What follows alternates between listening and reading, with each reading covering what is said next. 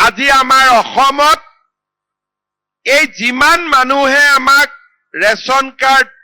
যাৰ ration card আছে আৰু যোনে বিনামূলীয়া চাউল লয় তাৰে 97% 97% মানুহে ৰেচন কাৰ্ডত চাউল লোৱাৰ আগতে মেচিনত নিজৰ আঙুঠি দি পেলাই আঙুলি দি পেলাই ল'ব লাগে তাৰ ফলত প্ৰায় ৬২ লাখ হিতাধিকাৰী আমাৰ এনেকুৱা ওলাল যোনে ৰেচন কাৰ্ডত আঙুলি দিব নাহে তাৰ ভিতৰত কিছু লোক মৃত্যু হৈছিলে কিছু লোক অসমৰ বাহিৰলৈ কাম কৰিবলৈ গৈছিলে ইয়াৰ পিছত আমি আৰু এটা সিদ্ধান্ত ললো যে এখন ঘৰত যদি ৫টা পৰিয়াল থাকে আৰু দুজন যদি কৰ্ণাটক অন্ধ্ৰপ্ৰদেশত কাম কৰি আছে ৩জন যদি গুৱাহাটীত আছে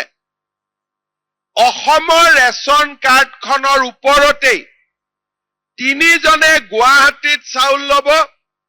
আৰু কৰ্ণাটকত থকা জনে তাৰে ৰেচন কাৰ্ডৰ দোকানৰ পৰা দুজনে চাউল ল'ব অৰ্থাৎ অসমৰ ৰেচন কাৰ্ডখন আমি গোটেই দেশতে যেনেকে টকা আমাৰ ইয়াতে গান্ধীৰ ফটো থকা টকা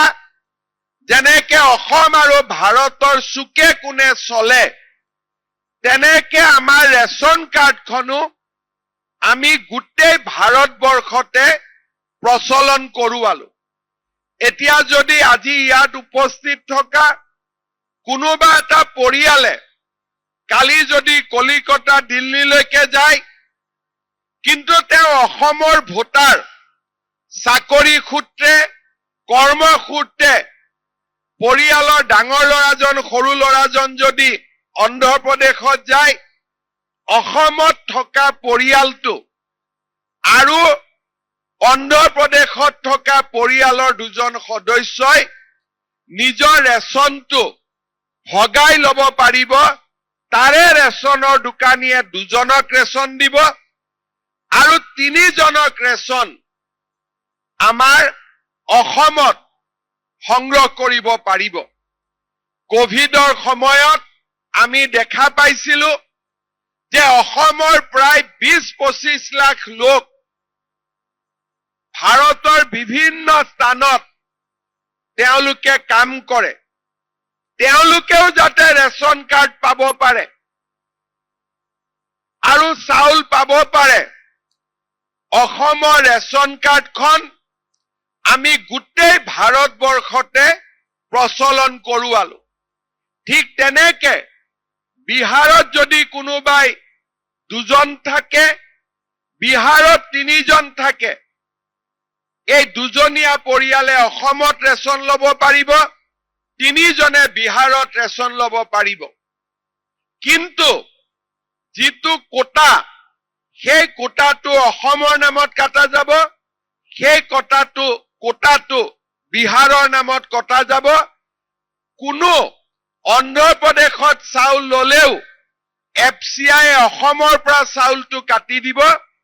আৰু কোনোবা বিহাৰ উৰিষ্যাৰ মানুহে অসমত চাউল ল'লেও বিহাৰ আৰু উৰিষ্যাৰ কোটাৰ পৰা কাটি দিব তাক অসমৰ চাউল বা অসমীয়া মানুহৰ চাউল আন ৰাজ্যয়ো আমাক নিদিয়ে আৰু আমিও আন ৰাজ্যৰ চাউল নিদিও ইয়াৰ ফলত one nation one ration card আমি যোৱা ৩টা বছৰত প্ৰৱৰ্তন কৰিলো যিকোনো খবৰৰ বাবে যোগাযোগ কৰক 7099017330 লগতে 7099017110 নম্বৰত